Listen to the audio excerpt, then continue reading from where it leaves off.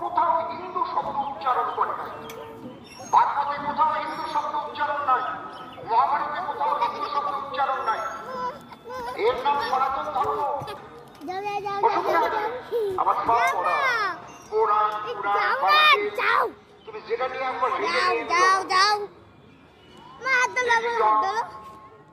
তারপরে শিখ ধর্মের কি যেন একটা বড় গ্রন্থ হইছে। আরে আরে না না, শিখ ধর্মের কেউ মনে করতে পারছে এগুলো তবে শিখ ধর্ম অনেক সাম্যবাদী। ওরা কিন্তু এইরকম কোন রকম কোন হিংসার কথা কখনোই বলে না। মানুষকে ভালোবাসতে হবে এবং